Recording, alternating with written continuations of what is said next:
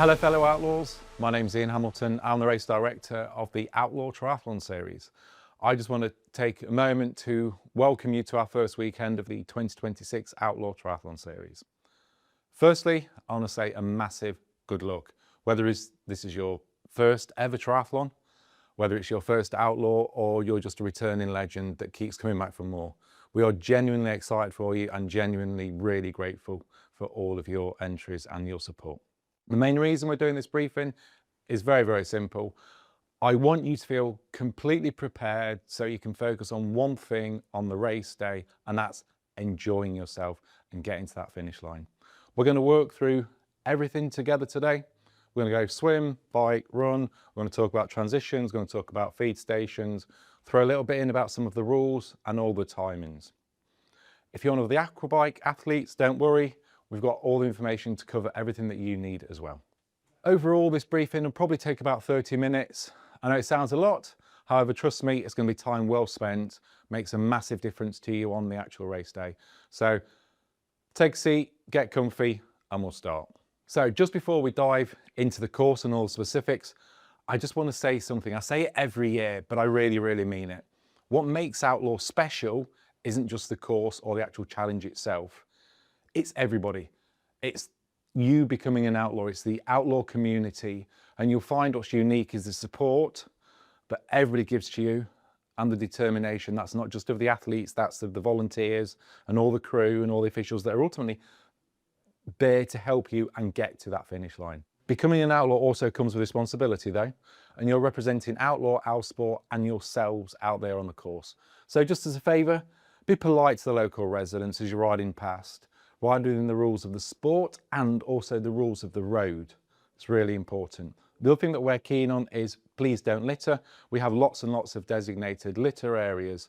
Only use the toilets at the feed stations, and massively, and it makes a lot of difference to us. Not only respect, but say thank you to all of the marshals and the crew and the officials who are out there. Let's get straight on with Saturday then. Saturday is your registering and your racking, getting yourselves familiar with the area, asking all the questions that you need to know about Sunday. Okay, don't forget there's no registering and there's no racking on Sunday. There's going to be a new location for registration. As you'll see when you arrive, there's a little bit of building work that's happening. There will be clear signage to show you where registration is, but within reason it's all in the same area. Whether you're doing Outlaw Nottingham half or the aquabike, registration will be open from 11 AM until 5 PM. When you arrive at registration, you'll need to show us your current race license, say your 2026 BTF race license, or some kind of photographic ID. If in the process of entering, you've actually bought yourself a race pass, then we will know all about that. If you haven't already bought a race pass, then we will be able to sell you one at registration. Once registered, you'll grab your race pack. Inside your race pack, you're going to have your 2 race numbers, one for the front, one for the back, or you can obviously turn them around during the racing. A security sticker set, that's for your bike and your actual helmet. You'll get a security wristband, your specific swim hat, and your timing strap. Please use your timing strap on your left ankle. This just helps us, A, get accurate times, and secondly, if it comes off, it doesn't go into your chain. There'll be 2 gates to get into transition itself, one at either end. There's one that's closer to the car parks, however, the other one will be closer to registration. But if you leave your bike in the car to register, you can go and pick your bike up and then go straight into transition. A couple of important things about transition on race day. There are no change in tent and nudity is not allowed. So bear that in mind when you're planning what to wear under your wetsuit. Okay, you will be able to leave a small bag next to your bike. Roughly think Ryanair EasyJet cabin size bag, because basically that's the sort of size that we've got. There is no bag storage in transition, so it all needs to fit into one bag. If you're racing as a relay, only one person needs to register for the whole team on Saturday and to rack that single bike. That one team captain though will need to bring either BTF race licenses or they'll need to bring photographic ID for the whole team. But that team captain will be able to collect everything that that team needs when the rest of the team arrives on Sunday. One word of warning on Saturday and Sunday. The venue uses an ANPR system, so basically it's a number plate recognition system. You need to make sure that pre-event you purchase your parking, and there'll be further details of that in emails that we send to you and within your specific race information. When you do arrive on Saturday and Sunday, there'll be a team of stewards and they will tell you where to park. All I'm saying now is Sunday morning, there's a lot of people all trying to park at the same time. So, and I'll go through this again later, please be aware that there might be delays as you arrive on Sunday morning. Just build it into your times. Going specifically onto race day, we all know it's going to be an early start, so don't forget, set 1 alarm, set 2 alarms. The car parks actually open from 4:15. There will be no queues at that time. But transition doesn't open until 5 AM. Some people will be starting at 6, some people will be starting any time up to 7:20. You decide what time you arrive, but don't forget, get there in plenty of time, get yourself sorted out, get your nutrition on your bike, make sure your tyres are pumped up, you're in the right gear, all those sorts of things. There's obviously plenty of toilets in transition, but we all know what it's like. Everyone's going to want to go to the toilet at the same time. Just be aware of all these things you've got to do and don't end up rushing. Don't let all the training that you've done go wrong when you arrive on Sunday morning a little bit late. When you're coming into transition on Sunday, all we're going to need to see is you're going to have your security wristband on and your helmet. So whatever you do, don't leave your helmet in transition on Saturday. Take your helmet home or don't even bother bringing it with you on Saturday. You'll need your helmet on Sunday morning. First athletes will start at 6. We expect the last athletes to go about 7:15. Okay. We will send you your to the start times in advance so you know what your swim colour is and what time you need to be at the start. You don't actually start in number order, we just allocate you rough start times and then you'll queue up in your swim cap colours and that's how you'll start. The way that we actually organise your start times is by the times that you've told us. So if you've put in a really fast time, you'll be going first. If you put in a slightly slower time, you'll be going later on. The swim itself takes place in the main lake at the Water Sports Centre, and it is unfeasibly easy to follow. The starts will be done using a time trial format, and we'll get, I think it's something like 2 off each pontoon, roughly 6 to 8 seconds apart. So you will be starting quite individually. Your race doesn't start and your clock doesn't start until the moment you actually pass through the race start. So everyone's time is individual. Route itself is really simple. You swim down the lake, approximately 1,200 meters or so. You need to remember to keep all of the buoys on your right-hand side. So to start with, you'll have red pyramid buoys and they'll be on your right-hand side. You'll go down, let's say, about 1,200 meters and you'll see some big, huge yellow hoob cubes. You'll turn right at that point, you'll swim across the lake, turn right at another one and then swim back up the lake towards transition. You won't go all the way up the lake because transition will be on your left-hand side halfway down the lake. Just an important thing, just a little tip, and this is fingers crossed, when you start the swim, you're going to be swimming straight into the sun. So we'd recommend that you get some mirrored or smoked lenses or something like that. It will make a big difference on the day. It's much better than actually just wearing a clear set of goggles. We'll have a full safety team on the water with medical support by lakeside as well. If at any point during the swim you need help, dead simple. If you can, roll on your back, wave your arms about and just make a load of noise. We will be there to support you. Please don't worry about asking for help. We would rather you ask for help, obviously. Safety for this event is our absolute priority. So just a quick one about the rules. What's really important is before you actually touch your bike, you need to have your helmet on and actually securely fastened up. So please remember that. It is a little rule that a lot of people get it wrong on race day. So it's an easy one just to get right. The other thing is, don't forget to get on your bike after you've actually crossed the mountain line, which will be right at the far end of transition. Just a little tip, and it's simple, but sometimes on race day, people forget this. Remember to lay your kit out on the order that you're going to be putting it on. And so, for example, if you're putting your helmet on, you might need to put your top on first because you'll struggle to get a top on after putting your helmet on. And it's all those sorts of things. Don't remember, your race number can go on a race belt. It might only save you a few seconds, but this is all free time. If you're one of the people in the relays, then all the transitions will take place where your bike will be allocated to. So when the swimmer comes in, cyclists can be stood there wearing their cycle shoes, but you can't put the helmet on. They can't put the helmet on until they've actually tagged. Same as later on, when the cyclist comes back in, re-rack the bike, take the helmet off, and then they can tag the runner. Right then, we're now going to move on to talking about the bike. It's 56 miles. It's absolutely stunning, beautiful countryside around the South Nottinghamshire. Before we talk about the route, we're just going to talk about a few of the actual rules though. It's a non-drafting event. It means that you can't ride within 12 metres consistently of the rider in front. If you get within the 12 metres, then you need to actually overtake them. As the riders will say, just don't sit on someone's wheel. The other thing is, you're not allowed to ride in bunches. Don't cross that white line, okay? And stay single file as much as you possibly can. If you break the rules, there are time penalties and ultimately disqualification. There will be a number of motorbikes or officials on motorbikes actually out on the bike course. Their job is to make sure that you're riding the rules of the sport and the rules of the road. One thing that I want to tell you about, and it's something we changed from last year, is you're coming back into Radcliffe, which is approximately 53 miles.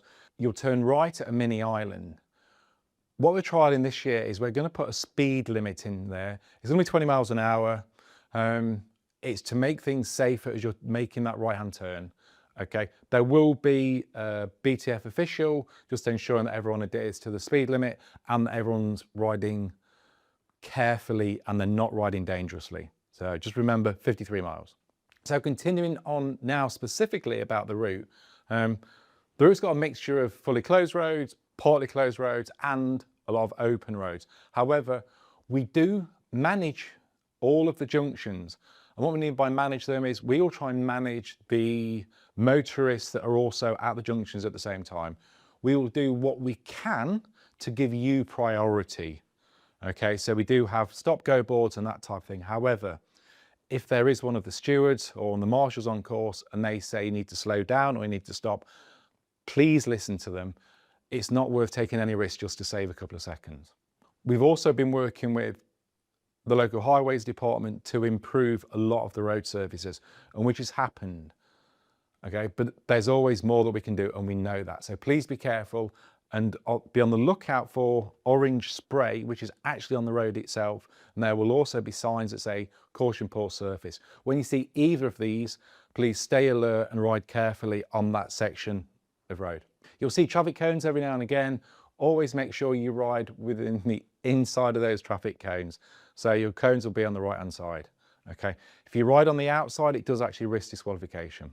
Just on the last mile, we ride through Home Pierpont Hall. It is absolutely stunning. However, you're probably not going to be looking at it because there's a few tight corners, there's a cattle grid, there's a few ramps in this section. So take it easy, loosen your legs out, make sure you're not dropping any nutrition or anything like that. But that's just at the last mile, so nice and perfect, just for when you're ready to get onto the run. Out on the course, we will also have, they're called National Escort Group. So they're our race officials and they're on motorbikes. There's also going to be 2 Outlaw support vehicles. So if you have any mechanical issues, our support vehicles will be there. However, they only carry a limited amount of spares. Massively recommend you carry your own inner tubes, your own gas canisters, and a simple set of tools. And the other thing that you need to be aware of, make sure that your spares actually fit the wheels that you're riding on race day, not your normal training wheels. If you have them, then a rear light is great. It's not part of the rules, but from our point of view, if the weather turns or something like that, it's always good to have that rear light on. And we all know how much more visible we are when we've got rear lights on our backs. Final bit, bike cut-off is a cumulative time of 5 hours and 20 minutes, and that's from your individual start time. Roughly speaking, that's going to be about 12:30 if you want to talk normal clock time. Onto the feed station. There's a feed station at, well, within reason, just before 35 miles. As you're coming up to the feed station, make sure you slow down. There's a bottle drop for any of your empty bottles just before, but there's also one afterwards. At the feed station, I say, be careful, come in, there's going to be high five, and they will have orange lids. If you want water, you'll get a bottle and it looks like that. It's got a clear lid or a white lid on it. What you'll also have at the feed station are gels and bananas, lots of bins, and the other thing that's really good is there's toilets there as well. Key thing is make sure you slow down. There's potentially going to be empty bottles on the floor, there'll be other people, there'll be all the volunteers. Just for a couple of seconds, just slow it down, grab what you need to do, and then continue. I don't want to go over it too much, but please remember, only discard your litter at the actual litter point. So ultimately, the feed station. Littering anywhere else on course will potentially cause you to get disqualified. And also it just looks bad from a local's point of view, just having gels on the road and that type of thing. It's awful. We race through absolutely beautiful countryside. We're going past beautiful houses and beautiful areas. Let's just leave it as we found it. 56 miles, tick. Coming into dismount line, please make sure you get off the bike before you actually get to that dismount line. Not on it, not after it. Make sure you do it before you get to the actual dismount line. As you're coming into T2, remember, bike number moves from the back to the front. If you're using a race belt, you'll just do that. As I said, just flip it around. If you're going to be wearing something different, make sure you have your race number on the front for the run. If you've got the relays we mentioned before, your runner needs to be waiting where your cyclist's bike was racked, and they just need to wait there, tag the cyclist, and they can get out onto the run course. Now, specifically to the aquabike athletes, it's exactly the same for the swim course, exactly the same for the bike course. The difference is when you cross that mount line at the end of the bike, that's you done. Your race is finished. However, we want to give you great experience. So we'd like you to continue if the weather's appropriate, just wear exactly the same thing. Walk, jog, however it is, it's probably 600 meters to the actual finish line. The reason why I was saying keep your kit on is because that's where all the finish line photographs are and all that sort of thing. The amazing orange carpet, the big finish gantries, all the crowds, the grandstand. So please make sure, keep your kit on, go through the finish, and then make your way collecting your medal, your specific aquabike finishers t-shirts and all of those. Onto the run course. Obviously legs are going to feel a little bit wobbly at this point. 13.1 miles to go to get to that finish line. Run itself is, you go out, you do a mini loop, so only a few hundred meters, and then you do 3 big loops. So that'll be around the perimeter road, and then you do a little bit around by where the white water area is. Then once you've passed transition for the 3rd time, you'll go straight up and turn left and get on the finish line. There are 10 feed stations on the run route itself. So one every just under 1.5 miles, something like that. Each of the feed station, the layout is going to be pretty similar. You'll have water there, you'll have High Five energy drink, you'll have High Five Zeros, you'll also get gels, full fat Coke, and then bananas as well. The other thing that's quite important when you've got such a big picnic is there's obviously going to be toilets there. Also, as we've spoke about many times before, there's going to be a lot of rubbish around there. There's lots and lots of bins as well. So please make sure when you're getting rid of any of your rubbish, whether it's your own gels, whether it's the gels that we're supplying, make sure you just get them into the bins. That's all. Please don't risk disqualification.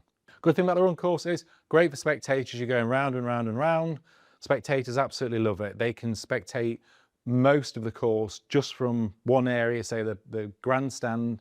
You'll see your supporters, they'll see you lots and lots of times. There are cut-offs on the run route, and those cut-offs are going to be at the tower, and we'll put the specific times for those cut-offs actually in our race information. So here comes best bit, and that's the finish. As you filter into the finish chute, and onto the orange carpet. Just do one thing for us. Look up, take that moment in. It's all yours. The grandstand's going to be packed. Look out for your friends, your supporters. And the other thing, don't forget, smile for the camera. It's your moment. You've earned every single moment of it. If you have got kids or close friends wanting to come down the finish carpet with you, brilliant. We absolutely love it. Okay. Children entering via the friends and family section will be given a wristband. The non-racing guardians need to write their name and their own phone number on that wristband. As the kids come down the finish line with you, if you're okay, you don't need any medical attention, the kids can stay with you. Okay, but if you do need medical attention, our welfare team will be in contact with the non-racing guardian and organise to meet up at the family collection point in the reception area. What I would say is that finish line can get busy, so we will actually manage when people go onto the finish line just to make sure everyone enjoys their moment and gets the best possible pictures and that type of thing. For relay teams, teammates can join the team's runner at the family and friends collection point at the start of the finish shoot. You can all run down the carpet, the finish carpet together, cross the line together. What a cool moment.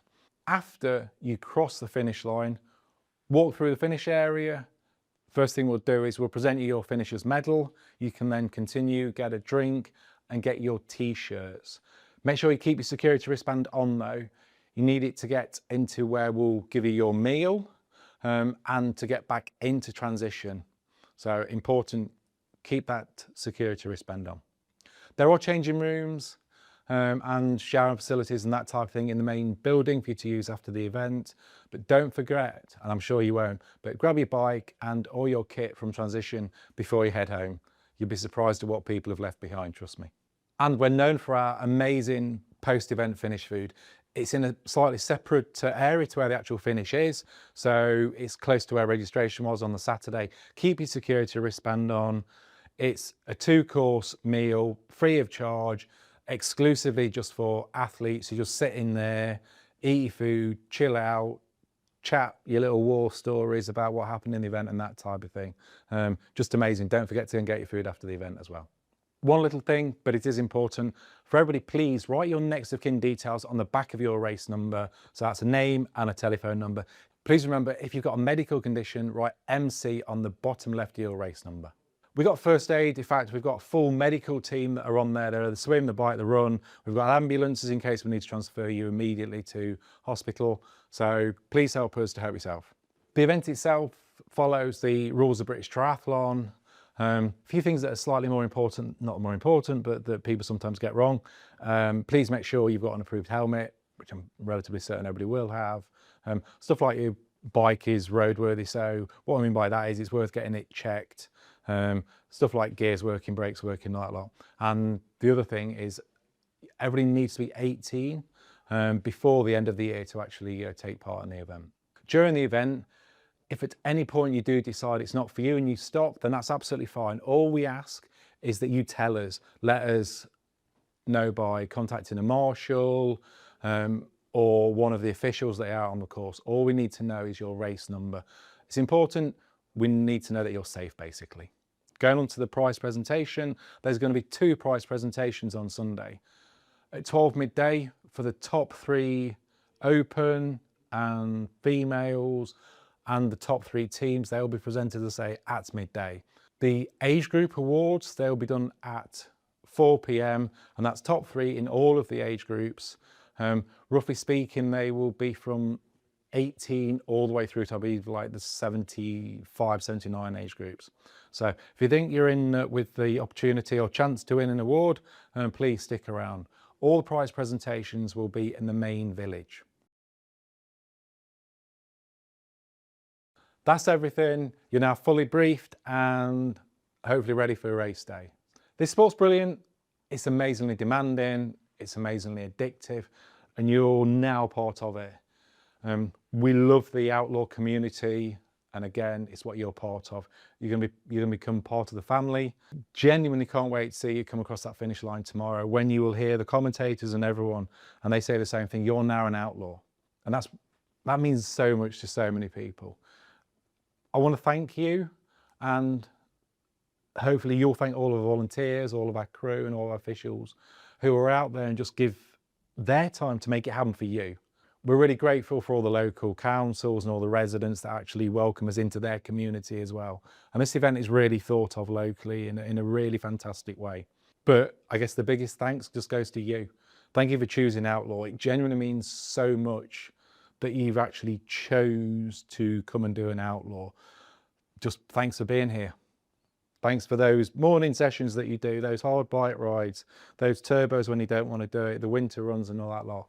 And tomorrow's going to be a massive day and it'll go well and you'll just be so grateful you did all that time. Sleep well tonight? You probably won't, but try. Make sure you eat well. 2 alarms in the morning, everyone needs 2 alarms in the morning. And I'll personally see you on that start line.